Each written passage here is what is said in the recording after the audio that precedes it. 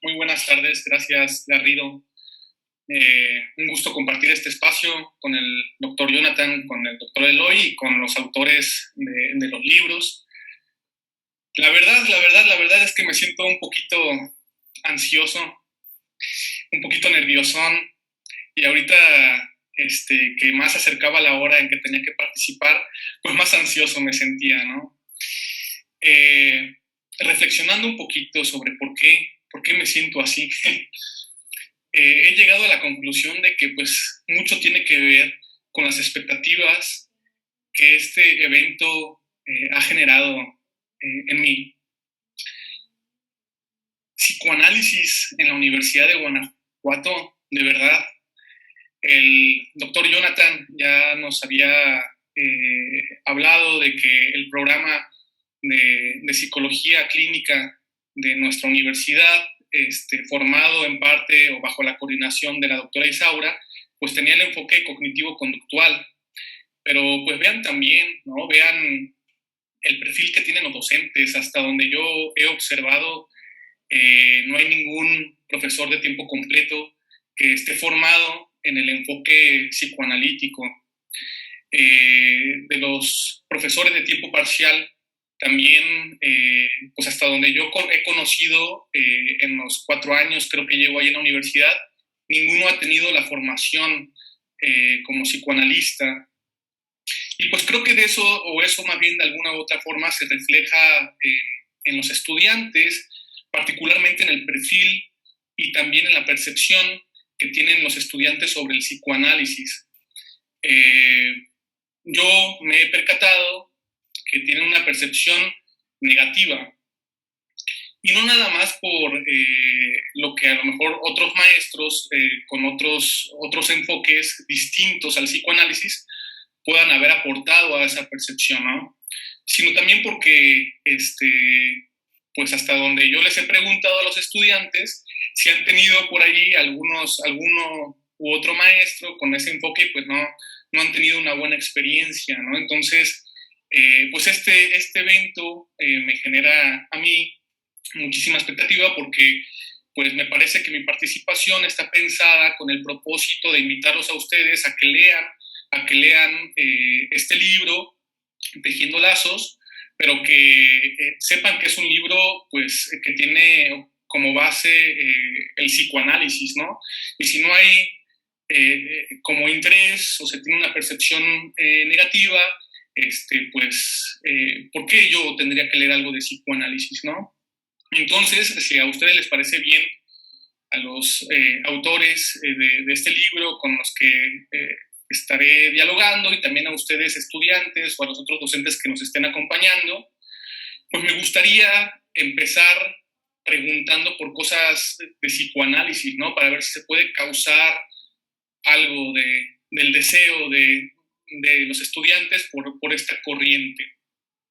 Entonces, pues bueno, si les parece bien, me gustaría lanzar una pregunta.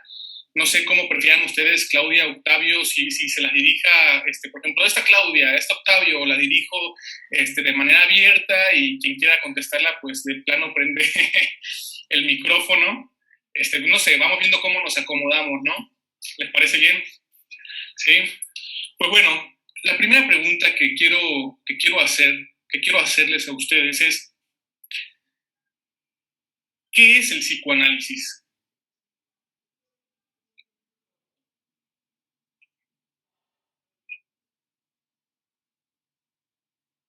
Bueno, buenas tardes.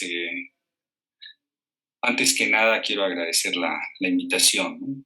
de Eloy a participar en este encuentro en la Universidad de Guanajuato Campus Celaya. El psicoanálisis, digamos, bueno, también antes quisiera agradecer a Jonathan, Alejandro, la presentación, el recorrido que hizo por el libro, muy interesante. Pudo ubicar, pudo hallar ahí, puntualizar aspectos muy pertinentes en relación a lo que colegas escribimos en este libro, y que partió de la idea de Claudia que ella es la compiladora, la que nos convocó a escribir en este periodo de gestación pandémico. En el libro, ¿verdad? Platicábamos, Claudia nos decía que fue un periodo de 9 meses, un periodo de gestación de un libro. Entonces llegó a la luz, ¿verdad? Y bueno, ahora también quiero agradecer este espacio para poder dialogar sobre psicoanálisis. ¿Qué es el psicoanálisis? Bueno, digamos que el psicoanálisis podría tener muchas definiciones y muchas concepciones, pero digamos que a partir de la lectura que tenemos de Freud y luego en mi caso también de Lacan, psicoanálisis se articula como una praxis donde se vincula lo clínico y la producción teórica. Y es una praxis porque no tiene que ver solamente con una producción, decía hace un momento, teórica que se realice sin un escenario clínico, y que también no solamente es la clínica, porque de la clínica se produce también más, se escribe a partir de la clínica. Y el psicoanálisis también parte de ubicarse ante lo que Freud halló en cuanto a la constitución humana, que tiene que ver con una constitución humana en el malestar, ¿no? Es decir, para pensar lo humano, se tendría que pensar el malestar, un malestar constitutivo de los sujetos, porque a partir de Freud y luego de Lacan, la idea de sujeto no tiene que ver con la idea del individuo, la idea de la persona, la idea de una entidad completa, sino que el sujeto del que habla el psicoanálisis es un sujeto dividido, un sujeto en lucha, un sujeto en contradicción, un sujeto de lenguaje, un sujeto que no podría existir sin el lenguaje, porque precisamente lo que nos constituye como sujetos es el lenguaje. Y en ese sentido, el psicoanálisis, podríamos decir que a partir de que Freud lo inventó, y claro que es un invento porque antes de Freud no existía psicoanálisis, este inédito freudiano, que no se acomoda ni a las ciencias de la naturaleza ni a las ciencias sociales, ¿no?, sino que siempre es una incomodidad, es una praxis, vuelvo a decirlo, que contempla una ética, una técnica, y que no podría existir sin el elemento clínico, digamos, por una parte, ¿no? Es también pensar que tratar de definirla desde un aspecto,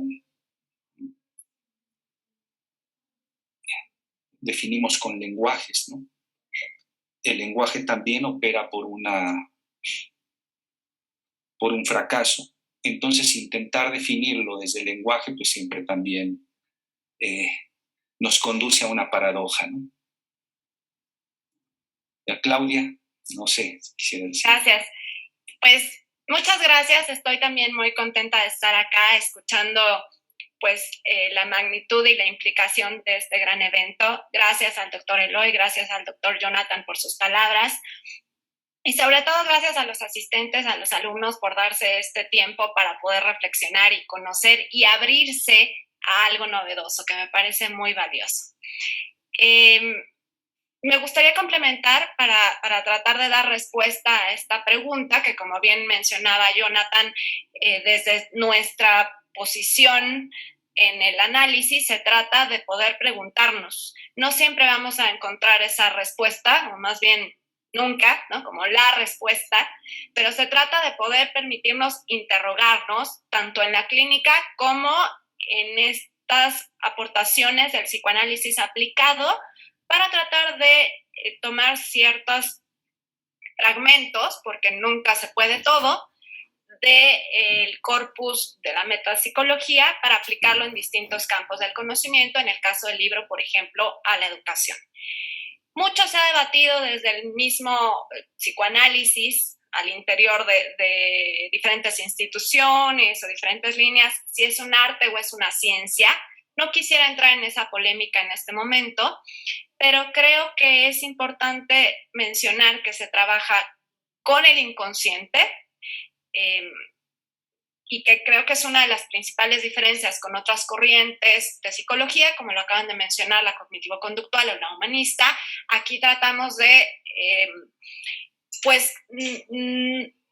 escuchamos, claro, el sujeto, el paciente viene contándonos desde una parte que él considera racional o consciente, pero la escucha analítica trataría de apuntar hacia lo que no se dijo, hacia los lapsus, hacia lo que hay un poco más en el fondo de lo que se dice muchas veces sin saber qué se está diciendo. Entonces trabajaríamos con el inconsciente, y otra herramienta que digamos es fundamental dentro del método en la técnica es la transferencia, que fue uno de los principales temas que se abordaron en los capítulos del libro, también en este caso enfocado al al maestro alumno, pero que también en la clínica, dentro del dispositivo, con los pacientes, claro que se toma en cuenta la transferencia. Y pues también quiero mencionar que dentro de lo que llamamos psicoanálisis existen muchas escuelas y muchas líneas y muchas corrientes, como bien lo mencionaba Octavio. Está la escuela francesa o la línea de Lacan, está la escuela inglesa o la línea de Melanie Klein con Bion, está Winnicott con el Middle Group, la psicología del yo con Anna Freud. O sea, tampoco podemos hablar de un solo psicoanálisis, porque si bien todos partimos de los textos de Freud, existen diversas divisiones también al interior que van marcando diferencias en la práctica también.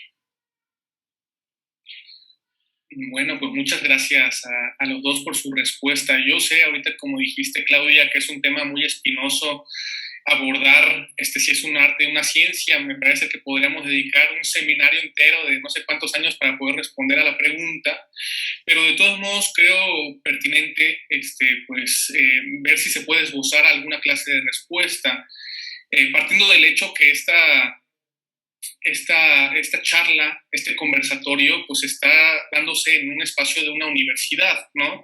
Y que generalmente una universidad, pues, se estructura a partir de lo que conocemos como método científico. Entonces la pregunta es, ¿por qué dentro de la Universidad de Guanajuato tendrían que hablar de psicoanálisis? ¿Por qué dentro de la Universidad de Guanajuato, además la Universidad del Estado, la universidad pública, tendría que presentar un libro sobre psicoanálisis? No sé si se puede esbozar alguna clase de respuesta con relación a esto.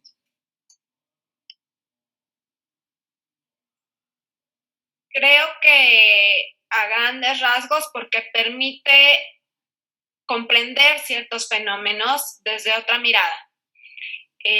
No necesariamente se trata de entrar en un debate excluyente, pero creo que la mirada que aporta y la escucha desde este método y esta teoría psicoanalítica permite, por ejemplo, dar cuenta del deseo de los sujetos o de los pacientes, dar cuenta de los síntomas que muchas veces se tratan de acallar desde otros enfoques más médicos, psiquiátricos, y que no necesariamente están peleados con la parte de hábitos, de rituales, pensándolo en la escuela, por ejemplo. Mi formación inicial es pedagógica. Entonces, por supuesto que es necesario a un niño enseñarle hábitos, rutinas, calendarios, disciplina, en el día a día trabajar con un yo que siga estas pautas conductuales. Yo quisiera aquí que participaran un poco los alumnos, levantando la manita, por favor. ¿Cuál es la definición que ustedes conciben del aprendizaje? Clásica. Una manita.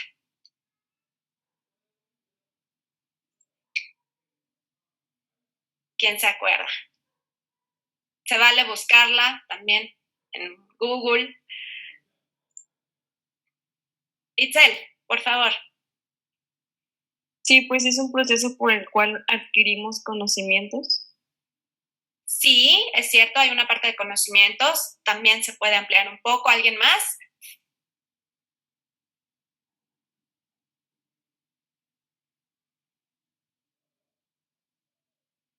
Digamos que actualmente desde la mirada constructivista no solo hablamos de conocimientos, también hablamos de actitudes y valores.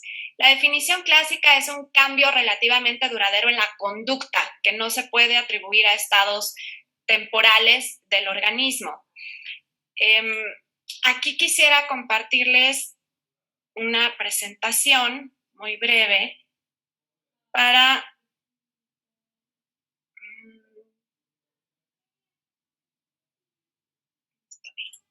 acá.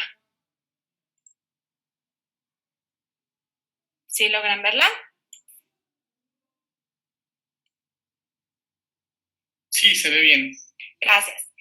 Entonces, digamos que dentro del paradigma de la psicología del desarrollo clásica, pues nos interesaría comprender, por ejemplo, el aprendizaje desde la adaptación al ambiente, dando prioridad a la conducta. Desde el plano de la neurología, estaríamos hablando de procesos de sinapsis y de la plasticidad. Desde el plano de la psicopedagogía, como bien lo dijo Itzel, pues nos enfocamos en adquirir conocimientos a partir del estudio de una experiencia, estaríamos hablando de algo empírico. Pero, ¿qué es lo que aporta el psicoanálisis? Voy a tomar este tema del libro, por ejemplo, en el sentido del aprendizaje, pues que se aprende a través de otro humano, que el aprendizaje de ninguna manera puede establecerse como un proceso lineal.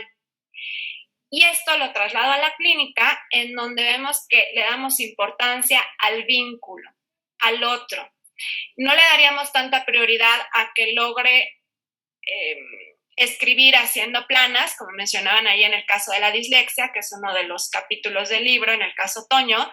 No se trataría de hacer ejercicios únicamente o de ponerle actividades o de pedirle repeticiones, porque quizá lograríamos el objetivo de que consiga una conducta, pero el psicoanálisis le apuesta al vínculo, a que en transferencia con el analista el sujeto se pueda historizar. Se trata de hablar de sus orígenes, se trata de encontrar a qué apunta su deseo y de que esa persona, ese niño en ese caso, pueda tener palabra. Y hasta aquí, Octavio, si quieres complementar.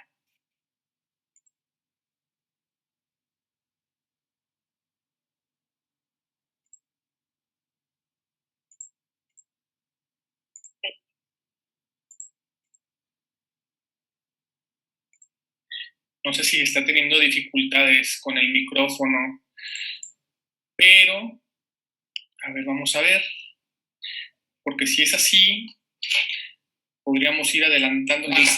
Listo, ya es que no me dejaba activarlo con la presentación. Sí. Bueno, ¿por qué tendría que hablarse de psicoanálisis? Bueno, podría haber muchas razones, ¿verdad? Sobre todo preguntar por qué también no se habla de psicoanálisis. ¿Qué tendrá el psicoanálisis que genera en muchos sentidos incomodidad o indiferencia o crítica? Digamos que el psicoanálisis ha estado presente en muchos escenarios institucionales, en hospitales, en sector salud, en sector privado, en muchos lugares que uno pensaría que ni siquiera podría haber ahí psicoanalistas, ¿no? Y no se diga las universidades. Lo que pasa es que el psicoanálisis también en muchos casos ha operado de una manera clandestina, ¿no? Es decir, a veces su pretensión no es estar del lado de los reflectores, sino que la ética es estar trabajando con los sujetos. Ya decía Claudia la cuestión de la clínica, también el modo en que el psicoanálisis opera en muchos territorios, en la educación especial, por ejemplo. Yo trabajé años en el Teletón, ¿no? Trabajando con niños con discapacidad severa desde el psicoanálisis. Trabajé con niños en riesgo de calle trabajé en institutos, ¿no? Donde trabajaba la cuestión de la violencia, y también en espacios escolares. Hoy soy docente, ¿no? En la UNAM. Pero, ¿por qué podríamos interesarnos en el psicoanálisis? Quizá porque también nos convoca a interrogarnos sobre los malestares contemporáneos, ¿no? Sobre aquello que nos aqueja y que de pronto hay miradas desde ciertas vertientes que entienden al sujeto de una manera, desde la ciencia, desde las posiciones de corte social o biológico, etc. Pero el psicoanálisis nos dice desde Freud que el sujeto no puede pensarse como solamente un organismo. De hecho, para el psicoanálisis, el sujeto se va construyendo como un cuerpo más allá del organismo, ¿sí? Que no solamente se trata de organismos, sino de cuerpos que se constituyen a partir del otro. Por eso un poco en el texto que yo tengo en este libro hablo de que la escuela no es solamente el lugar del aprendizaje, de las enseñanzas, sino el lugar donde los cuerpos se van constituyendo como cuerpos. Es decir, entre otros, en el encuentro, en el desencuentro, en las derrotas, en los triunfos, en el dolor, en el desamor, porque la transferencia tiene que ver con cuerpos también. ¿A quién colocamos en ese lugar donde está el profesor, la profesora, el amigo, la amiga, el conserje, la directora, el director? Es decir, ¿quiénes vienen a sustituir aquellas imágenes inconscientes, aquellos imagos inconscientes que nosotros llevamos como voces invisibles, ¿no? En nosotros? Estas transferencias, ¿por qué me peleo con tal profesor? Como ya decían, ¿por qué me peleo con mi compañera, con mi compañero? ¿Por qué pienso que el grupo es mi salvación, no? ¿O siento que el grupo es mi destrucción? ¿Por qué el otro grupo siento que es lo que se nos opone como enemigo? ¿O siento que estaría yo mejor en ese grupo? Etcétera, etcétera, ¿no? Todas estas cosas que nos mueven afectivamente, porque se trata de afectos, ¿no? Nos lleva a pensar también que si uno solamente atiende la cuestión racional o la cuestión de lo intelectual, está perdiendo la posibilidad de comprender todo el proceso educativo. Porque como ya lo decía Claudia, para Freud la educación, pensar psicoanálisis y educación es una labor complicada. Freud decía imposible, porque ¿quién educa y a quién educa? ¿No? ¿Desde dónde educas? ¿Qué es eso que tú transfieres o transmites a un alumno o alumna? Es decir, ¿qué es lo que el alumno, el estudiante se lleva de un momento, de una clase? ¿Es el contenido? ¿Es el cómo lo transmite el profesor, la profesora? ¿Sí? ¿Es la pasión que le puso al momento de transmitirlo? Y podemos pensar cuando uno lleva años, ya después de haber salido, empezamos así ahorita este encuentro, ¿no? Decía Eloy, nos encontramos después de muchos años. Estuvimos en la UNAM hace años, ¿verdad, Eloy? Y podríamos aquí estar platicando qué nos dejaron algunos profesores. ¿No es así, Eloy? ¿Qué nos transmitieron y eso que nos constituye como sujetos, cómo tiene que ver con la otredad? Y quizá ni recordamos qué nos enseñaron en cuanto a contenidos académicos, pero la formación que tuvimos tuvo que ver con encuentros y desencuentros, hacernos sujetos en el proceso. Fíjense algo muy interesante, pensaba yo en cuanto a los niños, cómo esta idea del recreo en las primarias no solamente es un lugar donde ellos salen a jugar y echan el desorden, no, el recreo tiene que ver con la recreación, con el recrearse ahí, con los demás. La escuela no nada más es el lugar de aprendizaje, de contenidos, sino en muchos casos para los niños es el lugar donde pueden ellos movilizar su vida pulsional, quizá para elaborar algo de la separación con los padres, ¿no?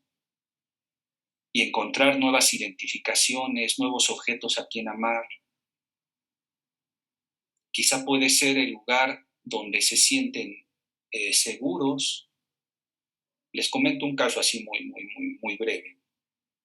Recuerdo un niño que no me lo llevaron porque decían, es que no quiere pasar años, ¿no? Reprueba y reprueba y reprueba. Pero saben que después de trabajar con el niño, surgieron ahí unas frases que se le habían quedado como imperativos allí, como imperativos en su experiencia. Le habían dicho, si no pasas año, te vamos a regresar al kinder. Lo habían amenazado con eso. Si no pasas año, te voy a regresar con los más pequeños. El niño en el kinder, con los más pequeños, era feliz. Entonces dice, qué oferta tan interesante, ¿no? Si repruebo, me regresan allá. Y entonces reprobaba. Reprobaba porque su deseo era regresar al kinder, no en esta escuela que le había aterrado. No había hecho un duelo con sus compañeritos, los seguía teniendo como presentes. Entonces, no solamente es enfocarse al plano de aprendizaje, sino qué nos están diciendo con su cuerpo. Cuando no nos dicen algo con palabras, ¿qué nos dicen sus actos, su cuerpo? Recordemos esta idea de Freud, ¿no? El cuerpo dice lo que la boca calla. Y entonces los síntomas llevan dedicatoria. Un síntoma te está diciendo algo y te dice a ti, me enfermo para ti, me duele esto, mírame. ¿Sí? ¿Qué no te das cuenta que estoy aquí? ¿No te das cuenta que estoy siendo un desorden para que me voltees a ver?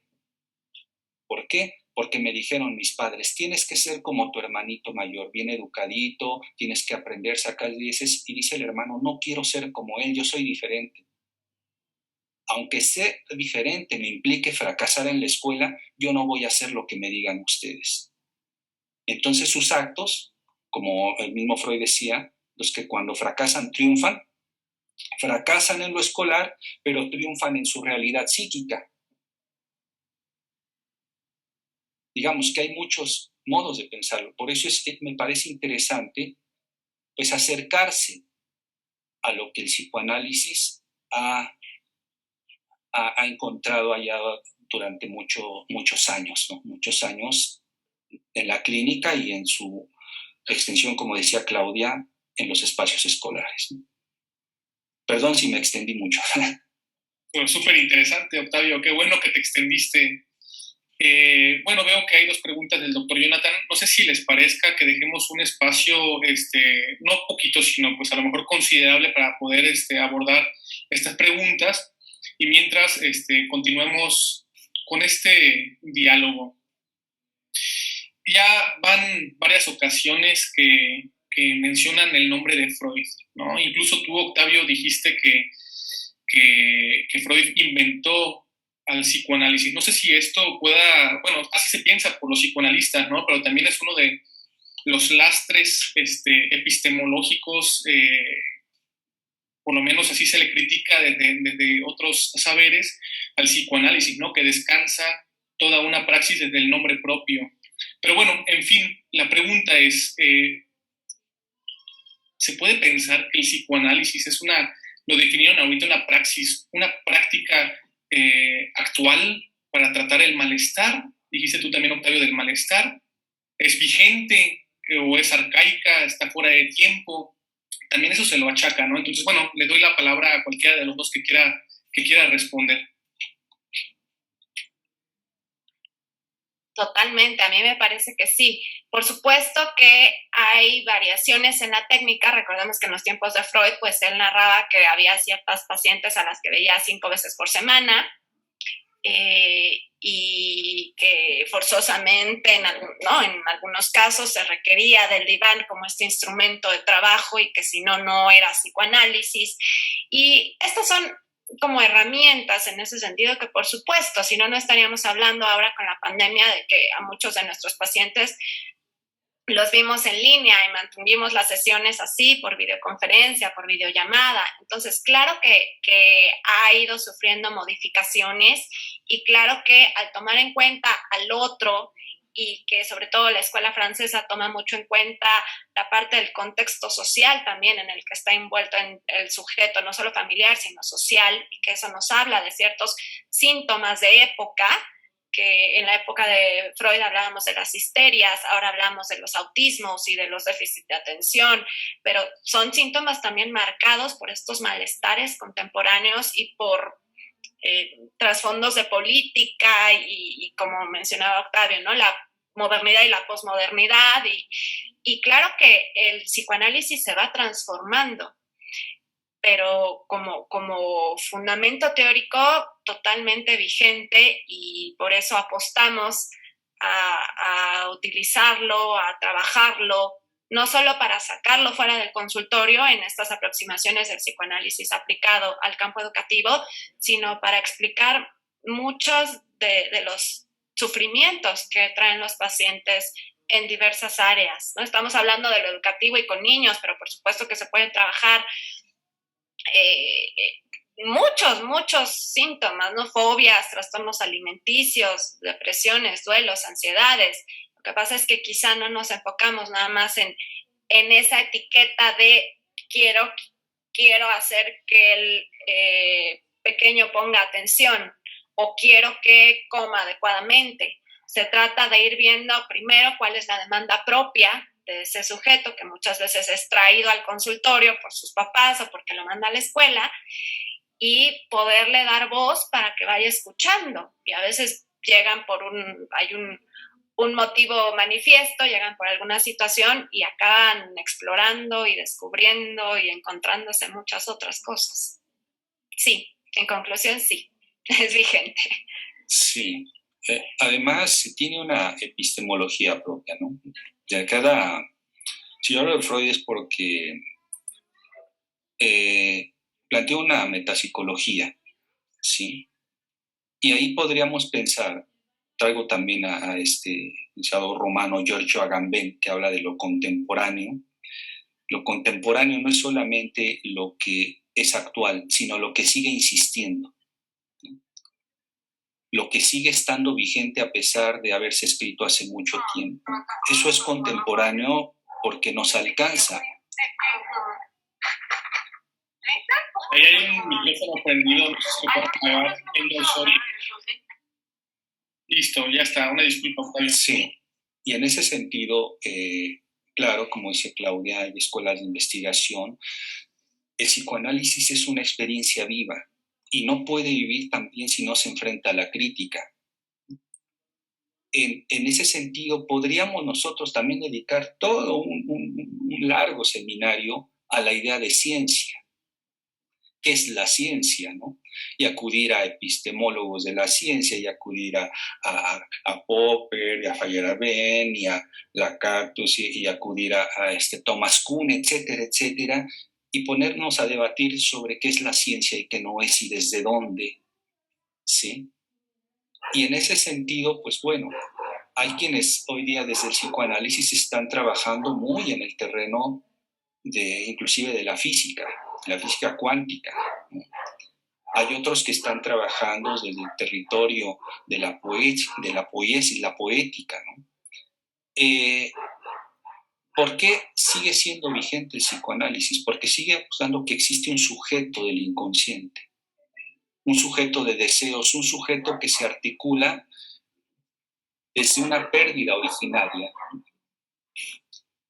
porque apuesta de que hay un sujeto del deseo y de que el aparato psíquico está estructurado melancólicamente, es decir, de una pérdida irrecuperable, y que eso produce, esto que se hablaban del sujeto en falta, pues produce síntomas, que no hay adaptación, ¿sí?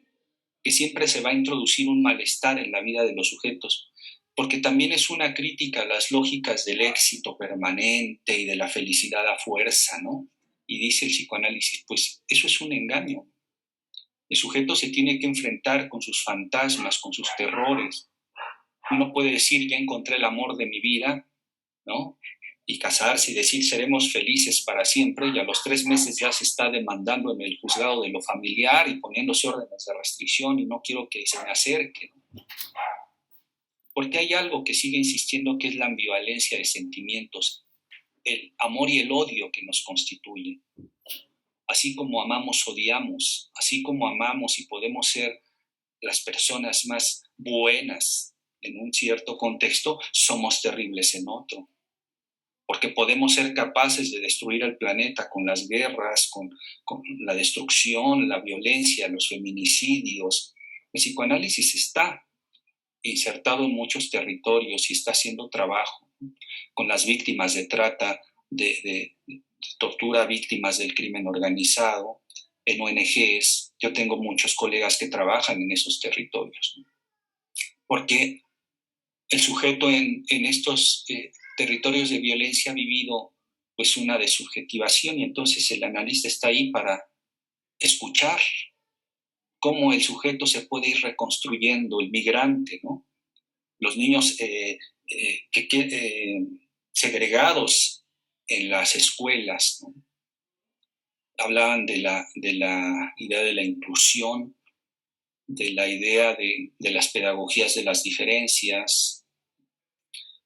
Y digamos que el psicoanálisis no apuesta a una cosmovisión de la vida.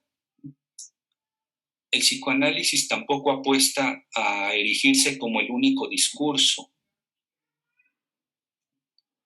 Tiene sus heurísticos, tiene su epistemología, ya decía yo, tiene sus técnicas, sus procederes, y produce mucho.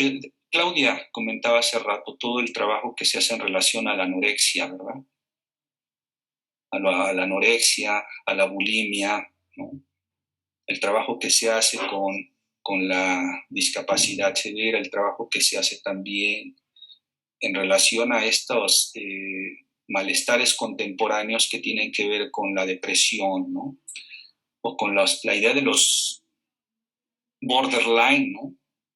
La psicosis no cristalizadas, el sujeto prepsicótico, el trabajo que se hace con psicóticos también, desde el psicoanálisis, el acompañamiento terapéutico. Digamos que, y con esto quiero terminar este comentario, si está vigente es porque los síntomas siguen las ficciones de la época. El síntoma en la época de Freud se articulaba con la época de una manera distinta como se articula hoy. Por eso hay quienes apuestan inclusive a una clínica social de lo traumático. O sea, los síntomas van tomando las formas, los estilos de una época. ¿Cómo siguen los síntomas dentro de la escuela en nuestro tiempo? ¿Sí? El síntoma escolar, el malestar docente. Entonces el psicoanálisis tiene una vigencia porque sigue siendo contemporáneo.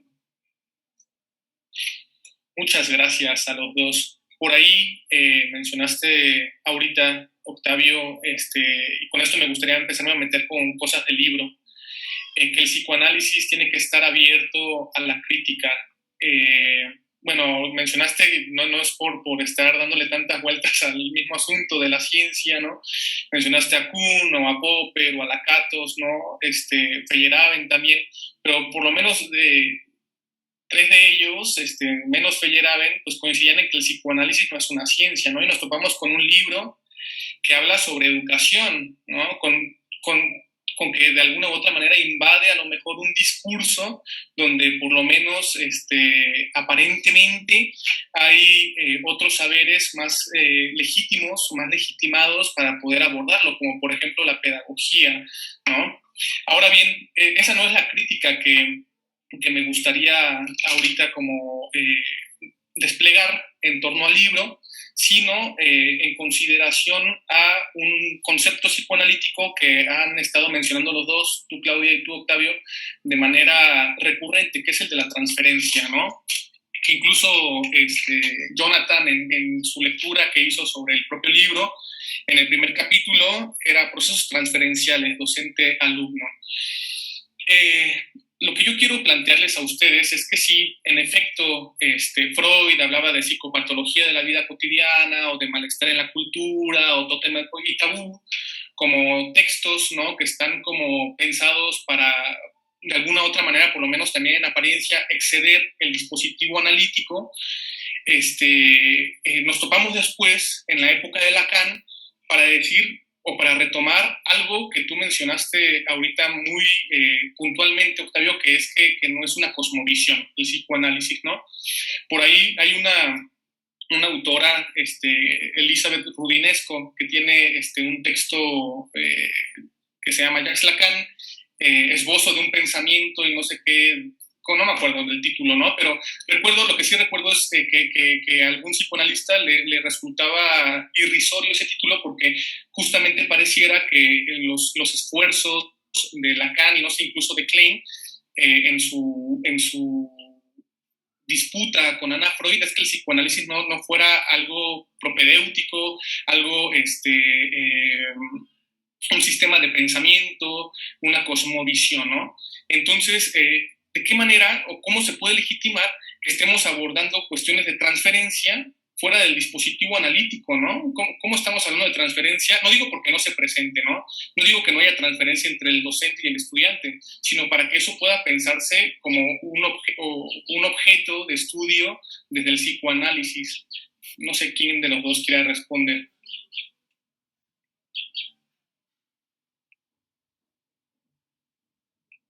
Bueno, es algo ya muy trabajado, Alfredo, que han trabajado muchos esta relación docente-alumno, ¿no? En los espacios escolares, a partir de pensar la transferencia. Vemos que lleva muchos años trabajos, y no solo ahí, hay todo un trabajo en los grupos, ¿no?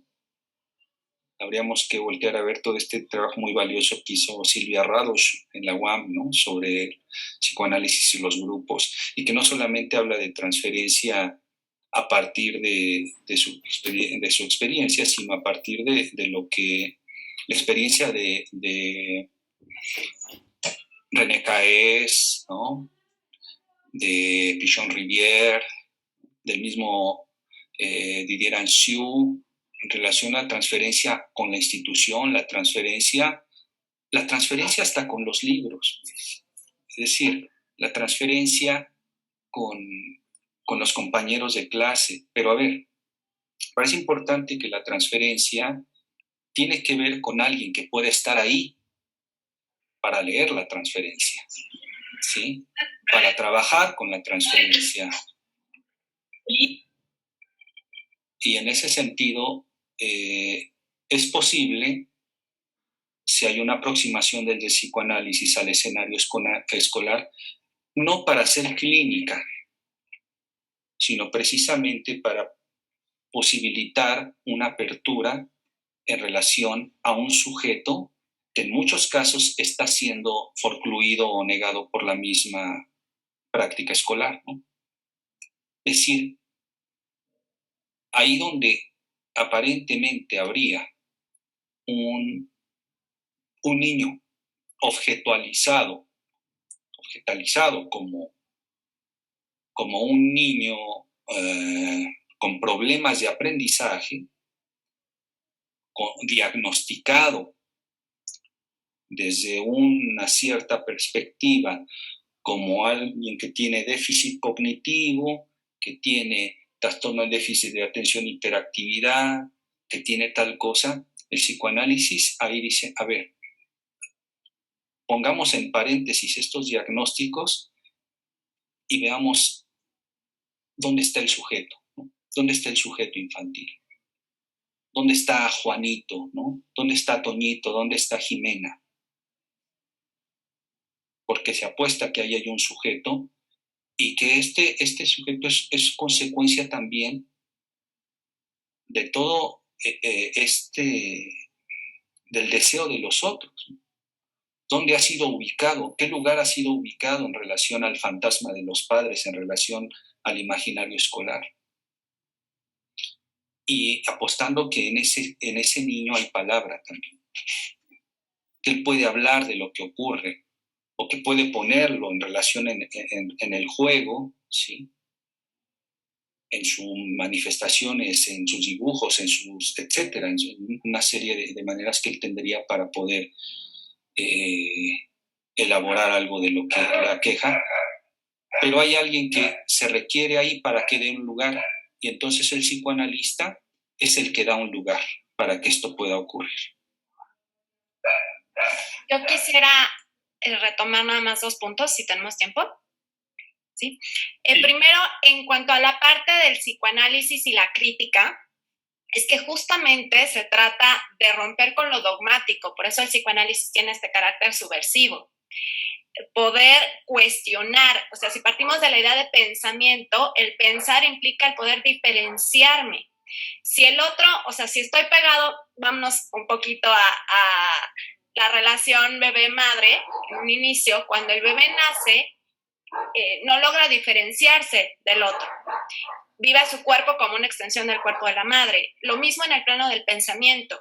Si sigue fusionado, o sea, si la madre nunca se ausenta y si la madre nunca falta y está todo el tiempo ahí omnipresente, no permite esa falta, que es la generadora del pensamiento. Freud le llama una satisfacción alucinatoria de deseo, que es esto que permite que en el momento en que la mamá se ausenta 3 minutitos de la habitación, el niño poco a poco, el bebé empieza a fantasear, a generar pensamiento y a poder ir diferenciándose. Esa es la idea y también quiero rescatar que es cierto, a veces como en cualquier otra corriente hay instituciones que se vuelven cerradas, que pues claro, como en todas las instituciones ocurre, pero los orígenes o digamos la línea que nosotros seguimos es esta apertura y esta posibilidad que da el psicoanálisis precisamente de interrogarse y de cuestionarse al mundo, a la sociedad, al sujeto, que el sujeto pueda hablar. Y en ese sentido, como bien mencionaba el doctor Jonathan, pues no podemos dar recetas, por eso trabajamos en el caso por caso. Retomando por acá la pregunta que hacía de esta anécdota que menciono en el libro sobre la mariposa, les quiero compartir, a lo mejor da un poquito de pauta para seguir reflexionando. En mi experiencia a nivel escolar, estaba haciendo un examen de admisión para una pequeña que ingresaba a los primeros años de primaria y resultó que en el examen escribió, en una parte de español, escribió Mari, pos, espacio, abuela, en lugar de todo junto, ¿no? La mariposa vuela, era el enunciado que ella tenía que copiar y la instrucción decía copia esta oración. Si nos vamos desde el plano, digamos, más pedagógico o únicamente, pues estaríamos detectando ahí que a lo mejor hay una inversión de letras, que no es correcto el espaciado, que hay omisiones, que no está cognitivamente lista. Sin embargo, si escuchamos un poco qué está pasando, la madre nos cuenta, bueno, la traje a hacer este examen de admisión, pero resulta que su abuela acaba de fallecer. Y ahí, al momento de escribir, esta pequeña está diciéndonos algo, sin poderlo hablar directamente, pero nos está hablando de esta abuela que acaba además después de, que acaba de fallecer. Y que quizá si lo dejamos desapercibido o no le damos importancia, pues nos quedamos en esta niña tiene que ir a clases o poner actividades o ejercicios para que logre diferenciar bien los espacios, cuando en realidad se trataba de un afecto que la estaba afectando, que era el duelo de su abuela recién fallecida. A eso es a lo que apuntamos, esa escucha de las historias y la trama familiar. Y en el caso de la transferencia docente-alumno también tendría que ver con, estamos hablando de la transferencia, pero quizá valga retomar alguna definición. Sería actualizar alguna figura del pasado. Freud habla en muchos momentos de su obra y va agregando a esta definición, pero uno de ellos es traer el pasado al presente, ¿no? O actualizar en la figura del analista conflictos primarios que tenía con sus objetos primeros, o sea, la familia cercana, papá, mamá, y esto traducido es por qué este niño en especial se lleva muy bien con todas las mujeres, pero precisamente con el profesor de educación física siempre lo está desafiando, siempre lo está retando, no quiere seguir instrucciones. Bueno, si ponemos investigar un poquito quizá en la historia de ese alumno, tiene algún reclamo hacia su padre que no lo ha podido formular directamente en casa y lo transfiere a la figura del maestro.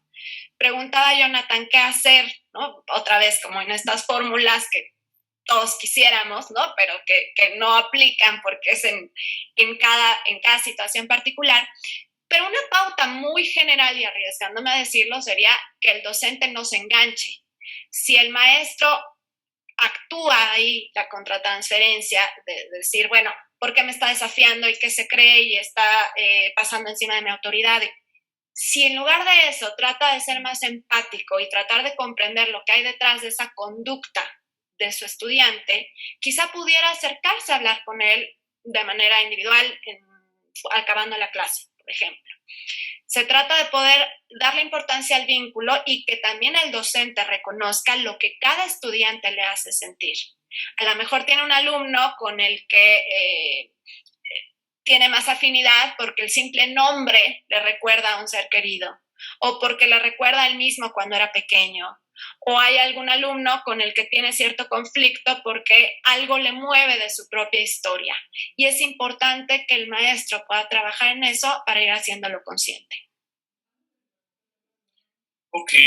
Perdón, yo podría agregar que también nos permite pensar el fenómeno de masas al interior de la escuela.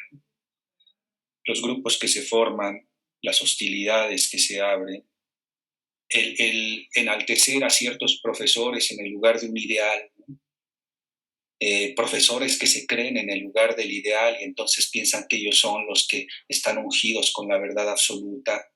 Todo esto tiene que ver también con el psicoanálisis, ¿no?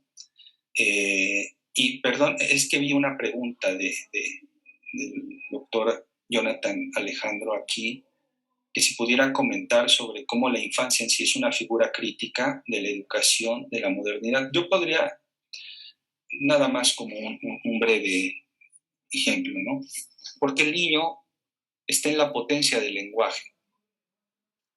Está en la potencia del lenguaje y él ahí rompe la relación sujeto-predicado. El niño puede decir que el sol canta o que el árbol llora.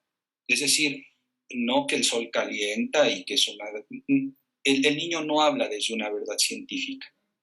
El niño habla desde una potencia del lenguaje y puede renombrar las cosas desde su lugar. Lo que pasa es que conforme va creciendo le van diciendo, eso no se dice así, eso es el verdadero nombre, este es el nombre correcto. ¿Y por qué no nombrar distinto? De repente caemos en esta especie de anquilosamiento de la razón, hacemos monumentos de los productos de razón y pensamos que eso es la neta, ¿no? Y el niño viene a decir, ¿y si esto fuera de otra manera? Por eso es potencia el niño, y porque con el jugar nos involucra cuando te dice, cuéntame otra vez ese cuento, cuéntame otra vez ese cuento.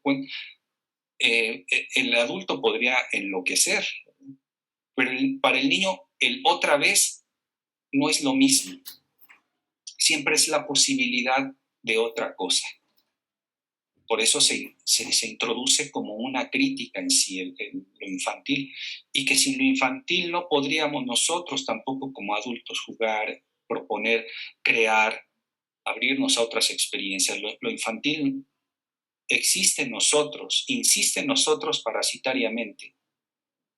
Lo infantil me parece que es una potencia. Bien, tengo como dos temas que me gustaría tratar. Se supone que esto se acaba a las 3:20, y sí me gustaría que dejáramos un espacio para ver si el público pues tiene algo que preguntar, ¿no? Algo que interpelar. Tomo, Claudia, lo que dijiste, incluso está en la contraportada del libro que era pensar el caso por caso, la singularidad del caso por caso. Incluso ahorita con tu última intervención, algo hablas al respecto. No sé si estén de acuerdo ustedes que la práctica psicoanalítica pueda pensarse como la práctica de la diferencia, ¿no? De las diferencias. Pero ¿qué tan plausible es esto en nuestra realidad en México? Me pongo a pensar en una escuela pública, ¿no? Donde un grupo está formado por 50 estudiantes con un docente, ¿no? Para que a una estudiante que se le haya muerto la abuelita y ponga mariposa abuela, ¿no? O abue, no sé cómo lo haya puesto, ¿no? Y que el docente se detenga un poquito a reflexionar o incluso a preguntar, ¿no? Sobre su historia de la chica. Entonces la pregunta es esa, ¿no? ¿Qué tan plausible es esto que proponen?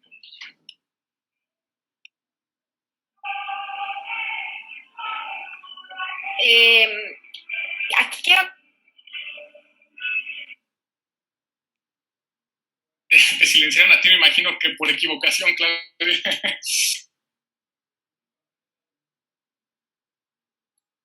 Ahí está, gracias.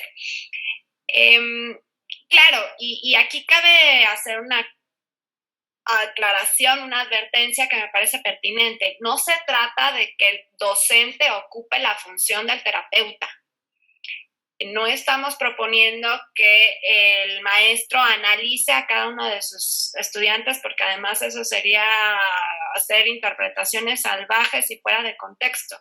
Simplemente que tengan una escucha, tanto los docentes que puedan contar con espacios para expresar sus malestares y sentirse contenidos y acompañados y pensar qué sucede con algunos de sus alumnos, como que pueda abrirse la escucha para que en un caso necesario, pues platique con el estudiante y, pues si es necesario, derive, pero aquí también es importante mencionar que, bueno, un psicoanálisis, un tratamiento obligado, pues no resulta, ¿no? Finalmente, sí, también con el caso de los niños y jóvenes, pues hay que ir generando y viendo cuál es su demanda y que es cierto que la realidad es que son llevados o traídos al consultorio en un inicio, pero no se puede tampoco formular como un requisito de, para que el niño sea aceptado en esta escuela, tiene que tomar 20 sesiones de psicoterapia psicoanalítica, porque si no, no lo podemos aceptar aquí. No funcionaría en este sentido hacia requisito,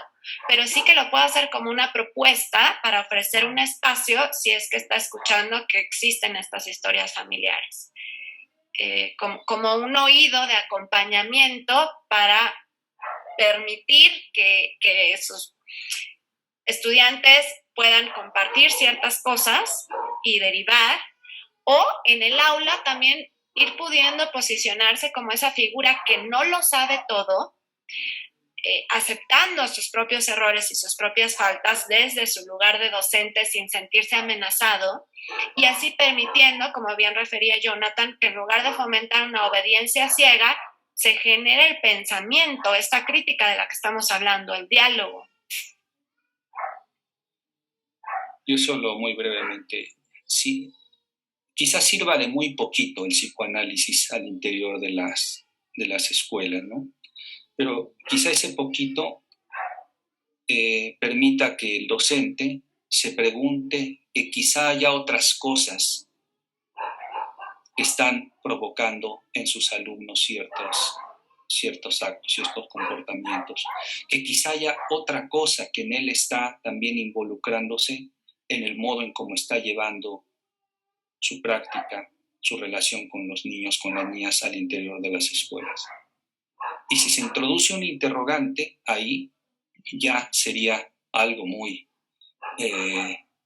interesante para que se abra otras posibilidades. Ok. Si pensamos que, como puso Jonathan ahorita en su pregunta o su comentario, pregunta-comentario, y respondiste tú ahorita, Octavio, si la infancia es una crítica en sí misma, ¿no? Y cómo de alguna u otra manera el dispositivo educativo pues reacciona no sé si está como bien correcto decir a la defensiva respecto a eso.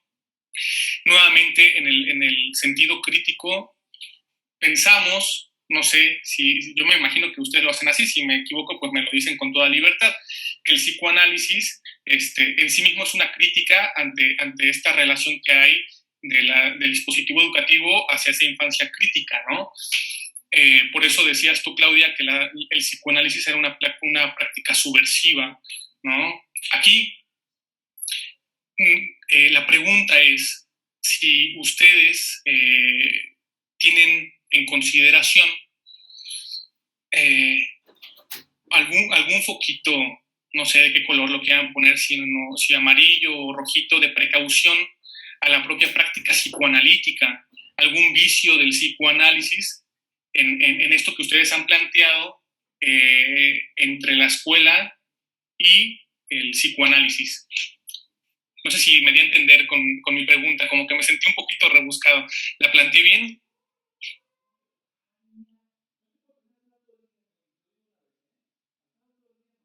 ¿No?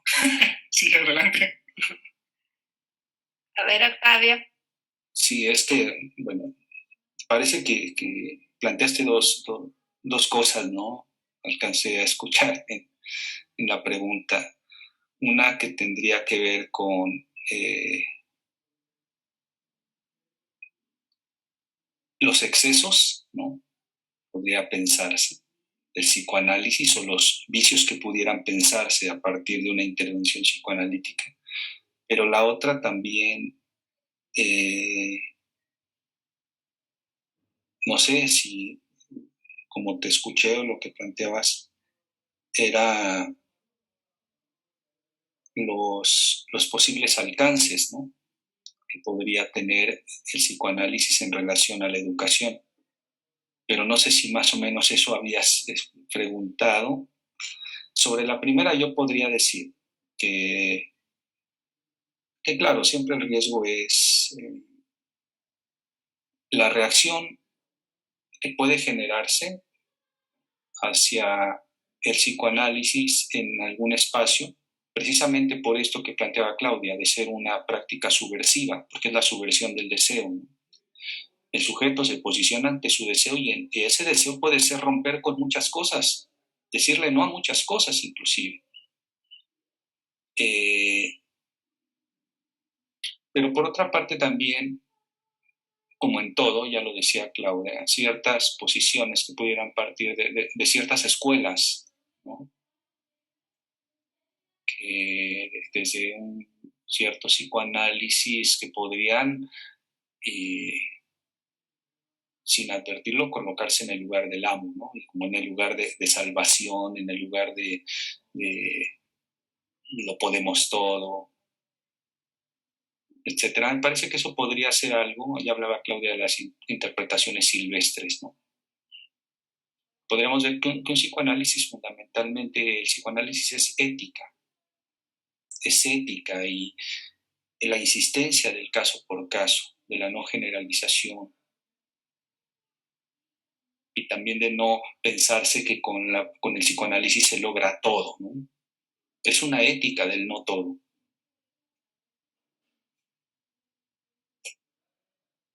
Gracias, Octavio. Claudia, no sé si quieras agregar algo más. No, justamente en este sentido, lo que comentábamos, el dogmatismo en el que pueden caer ciertas instituciones.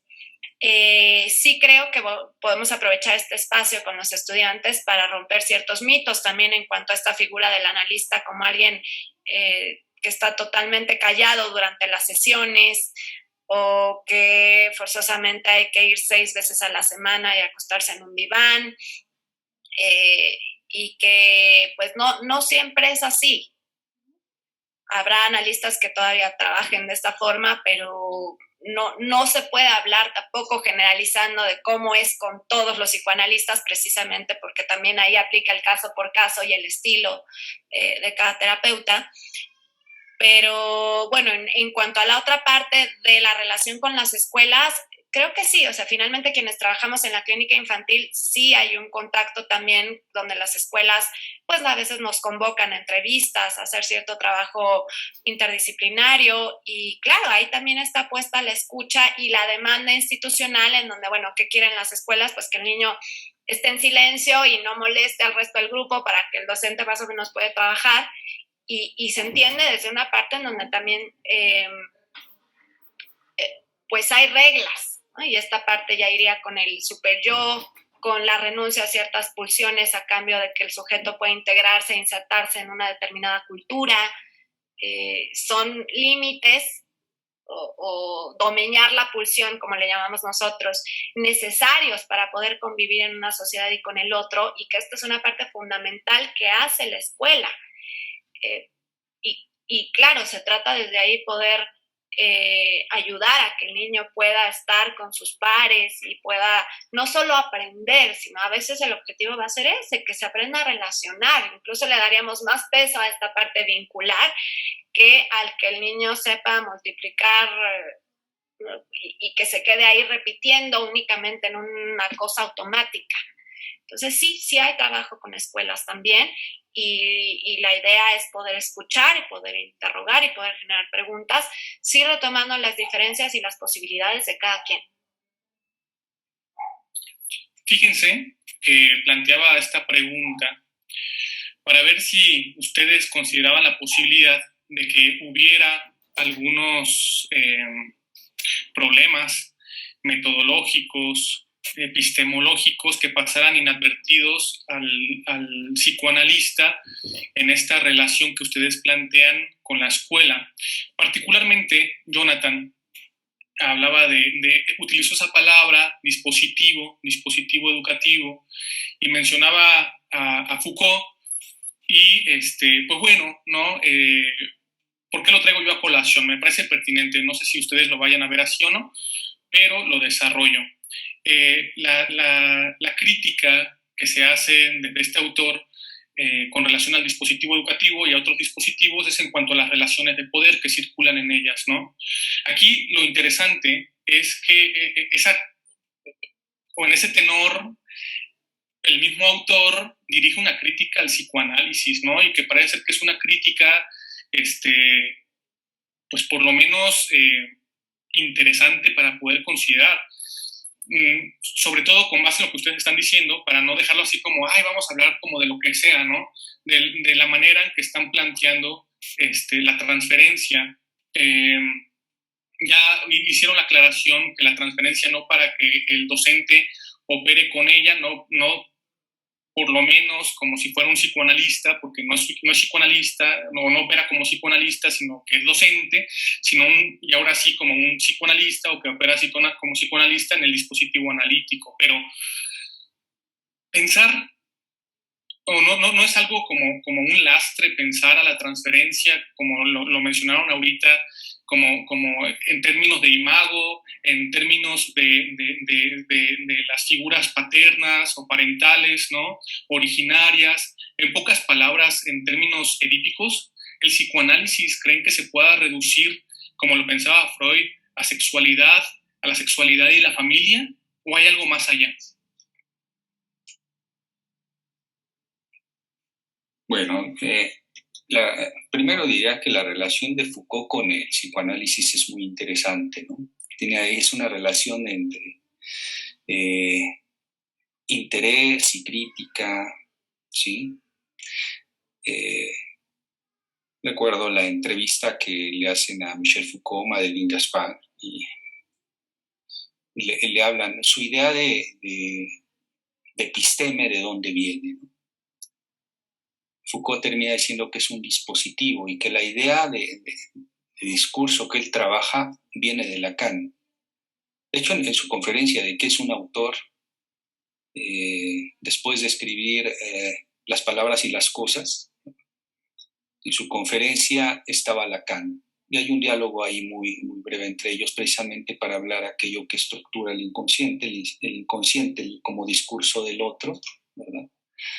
Si pensamos eso y pensamos que Freud precisamente, el modo en cómo pensaba el inconsciente era una cuestión de deseo, ¿no? El campo freudiano es el campo del deseo inconsciente.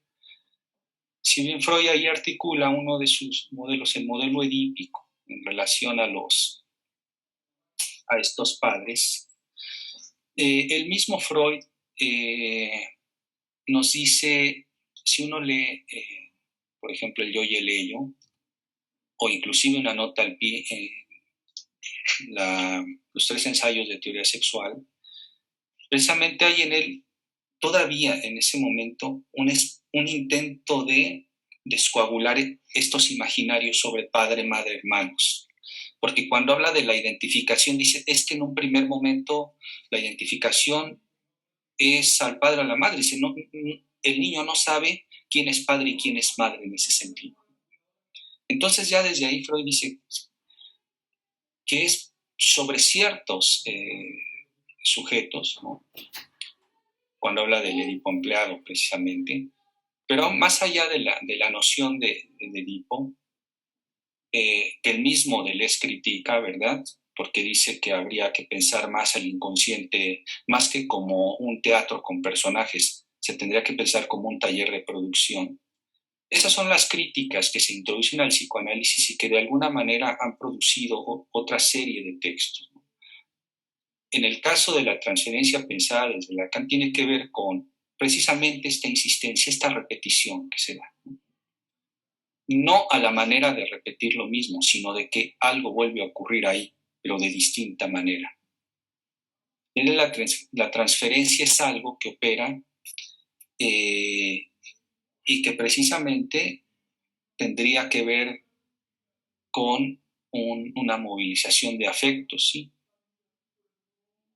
No podemos decir que en algún caso un alumno no piense al profesor precisamente como un sustituto de su padre. Claro que ocurre en esto, ¿sí?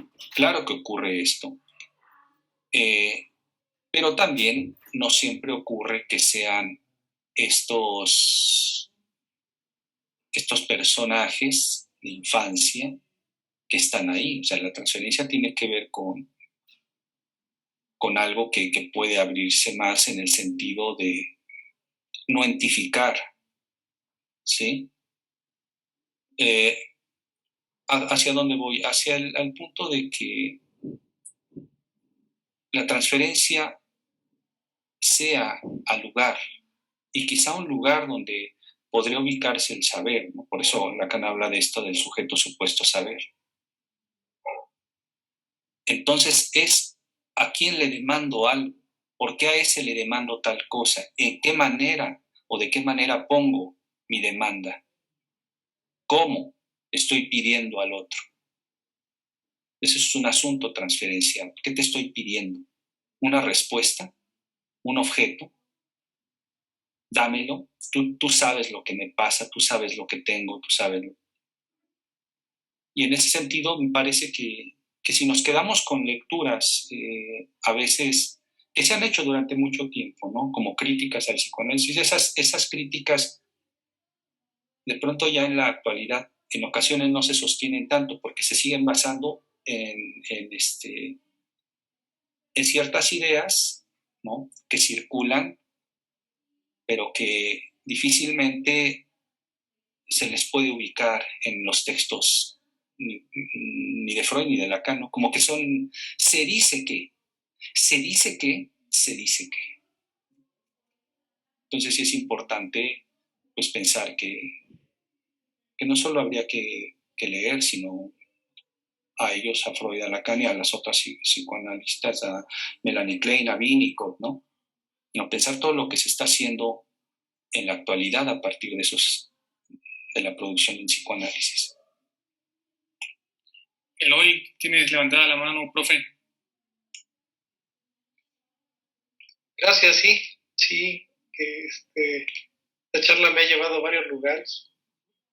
Me regresó hace muchos años con Jesús Nava, ¿me acuerdas, Octavio? Sus clases en las jardineras. Y luego representaste muy bien, de una forma bastante interesante, la función de la escuela en el psiquismo, ¿no? Cómo uno representa a la escuela a través de lo que la escuela deja, o al profesor a través de lo que el profesor deja, y no tanto en el sentido académico. Jesús Nava decía, por aquí lo esbocé, que el malestar, el malestar del cual tú hablabas, el malestar es el espacio, ¿verdad?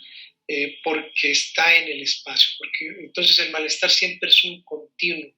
¿Sí? La situación que altera a la persona siempre es continua, hasta que la persona comienza a buscar un análisis, ¿no? Y traje esto a colación por el recuerdo que suscitaste con eso que comentabas, Octavio. Pero, quiero irme hacia otro lugar. Y el lugar donde me quiero ir es un poquito preguntar, interrumpiendo a Alfredo, por supuesto, y disculpándome por ello.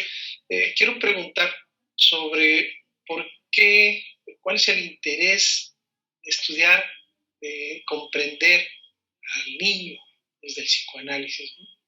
No es un lugar, no es una situación que hagamos cotidianamente, ¿no?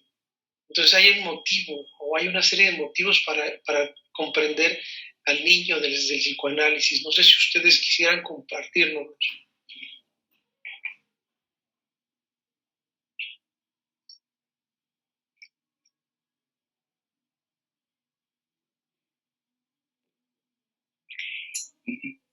Bueno, digamos que uno no lo sabe, y quién sabe si lo llegue a saber, ¿verdad? Sino hasta que ya está en ese ejercicio, en esa práctica. Pues bueno, yo podría hablar de mi recorrido, porque cada analista que trabaja con niños pues, tiene su propio recorrido, ¿no? De cómo llegó a este lugar. Pero tampoco podemos ignorar que tiene que ver con lo infantil que, ya decía yo, insiste en nosotros también. Hay quienes no se atreverían a trabajar con niños, ¿no? Tirarse al piso, jugar, inclusive que el niño te jale el pelo, o en mi caso, cuando trabajé con niños con discapacidad severa, pues la agresión que recibes de ellos. El modo en ellos de empezar un lazo es a partir de la hostilidad en algunos de ellos. Y entonces, el primer encuentro es un desencuentro, y la posibilidad empieza con un desencuentro. Quizá te jalan del pelo, te dan una bofetada, te arrojan los lentes, pero empiezas entonces a hacer algo, alguien para ellos. Y a partir de ahí se inicia un trabajo, esa transferencia negativa de algunos niños con los que se inicia. ¿Sí? ¿Y por qué? Porque me parece que desde el psicoanálisis se piensa que el niño ya es un sujeto de deseos desde la primera infancia. Es un sujeto que se articula en relación al placer y el displacer, freudianamente hablando, y a partir también de la pérdida. A partir de este jueguito del Fort-Da, que no solamente es el arrojar el carrete y regresarlo en el Fort-Da, ¿no? Este juego que habla Freud en el más allá del principio de placer, sino que también es el ingreso a lo simbólico. El sujeto, para poder ser sujeto de cultura y ser sujeto de lo simbólico, tiene que perder. La infancia es la experiencia de una pérdida irrecuperable, y que en la adolescencia vuelve a asomarse a partir de la pérdida del cuerpo. El adolescente se mira en el espejo y dice: ¿quién es este ahora? Que perdió la voz, que perdió las formas antiguas del cuerpo, que perdió a esos padres de su primera infancia, que perdió a sus primeros amores, y ahora se abre hacia quién debo amar, quién me debe amar, con quién me identificaré, ¿no? Ahora quiénes son los héroes, ahora quién pongo en mi muro, ahora quién escucho. Porque este proceso de duelos, el sujeto es un proceso de duelos, es un proceso de pérdidas, ¿no? Siempre sobre una pérdida irrecuperable, que es la de haber sido separados del otro originario. Esta experiencia de lo infantil insiste, recurriendo nuevamente a Freud, toda neurosis es neurosis infantil. Porque es la insistencia de aquello. Y que haya en lo infantil, pues tanto potencia como también aquello que nos constituye, el amor y el odio. Entonces hay algo ahí que, en mi caso, he trabajado en muchas instituciones con niños. Entonces es una clínica muy particular el trabajo con niños. Una clínica muy, muy, muy particular. No se trabaja igual que como se trabaja con adultos. Eso es muy claro. Yo quisiera agregar que justamente se trata de darle palabra al niño, porque por supuesto que tiene mucho que decir. Es curiosa la etimología de infans, que significa el que no habla. Y nuestro trabajo precisamente sería acompañarlo en que pueda ir apalabrando lo que está sintiendo, lo que está pensando, lo que le está sucediendo. Y a veces lo dicen sin palabras, lo dicen con sus juegos, lo dicen con sus dibujos, lo dicen con sus síntomas, lo dicen con sus silencios. Se trata de ir pudiendo acompañarlo en este proceso. Y que bueno, también la escuela francesa propone que el síntoma del niño denuncia lo problemático en la estructura familiar, y a veces a quien mandan es al pequeño de la casa, cuando en realidad vas descubriendo que hay otras historias de fondo en donde pues lo que sucede en el resto de los miembros de la familia, en los papás, por supuesto que lo está afectando. Me quedé pensando en una pregunta anterior sobre el tema de la sexualidad, que si el psicoanálisis se puede reducir a la interpretación del complejo edípico y a la sexualidad. Sí quisiera mencionar que no nos referimos o no pensamos la sexualidad como un acto sexual o el coito per se. Hablamos de la pulsión de vida, de esa libido, de la energía vital, y por supuesto también está Thanatos, ¿no? Esta pulsión de muerte de la que ha estado hablando Octavio, que insiste y que pues nos lleva del placer al displacer, y que tiene que ver con la compulsión a la repetición también, y esta hostilidad de la que ha hablado. Y bueno, entonces no se trata nada más de estar haciendo un psicoanálisis infantil o de adultos analizando o interpretando el complejo de Edipo. Eso sería un tanto reduccionista, pero por supuesto que siempre decimos que no nos basamos en una edad cronológica. Podemos estar atendiendo a adultos de 60, 40, 80 años, y aparecen ahí estos conflictos de la infancia, de las rivalidades, de el amor, el odio, las exclusiones, y ahí estaríamos trabajando con esa neurosis infantil precisamente. Quisiera aprovechar el comentario para retomar la pregunta de Fernanda en cuanto a las limitantes del psicoanálisis. Por supuesto, no se trata de vendernos como la panacea, ni la única cosmovisión, ni como lo hemos venido diciendo. Creo que, no sé si limitante, pero justamente una de sus prerrogativas es que va contracorriente de esta época, que todo lo busca pronto, rápido, y que se orienta al éxito. Entonces, pues sí, es una terapia, un tratamiento, un método que lleva mucho más tiempo. Cuando a veces la demanda es quiero sentirme bien en 10 sesiones, pues ahí el psicoanálisis de entrada, pues habría que ver, ¿no? ¿Por qué esta urgencia? Y por qué se interrogaría por qué este número de sesiones, y por qué esta rapidez, y por qué... pero bueno, ¿no? Una de comparándolo con otras corrientes, que a veces se propone como desventaja, y lo digo entre comillas porque pues para nosotros no lo es. Más bien sería el poder darse tiempo para pensar lo que en otras situaciones o circunstancias no se puede, pues es que lleva mucho más tiempo. Y un poquito muy, muy breve, que siguiendo lo que plantea Claudia, la sexualidad en psicoanálisis no tiene que ver con la sexualidad de la sexología, no tiene que ver con la idea de la genitalidad, tiene que ver con una posición erótica ante los otros, que el sujeto se constituye a partir de esta posición erótica, y que el erotismo tiene que ver con inclusive la constitución del cuerpo, con la mirada, la escucha, la palabra, etcétera, toda una manifestación. Y que también el Edipo no es aquello solamente que se planteaba desde Freud. El Edipo tiene que ver también con funciones, ¿sí? Con relaciones, con con fijaciones, con separaciones, etcétera, etcétera. Y claro, se escucha sin teoría. Uno no está escuchando tratando de buscar en los sujetos que se encaje una teoría, ¿no? La escucha es sin teoría. Esa es una de las, digamos, de lo que el psicoanálisis plantea, escuchar sin teoría.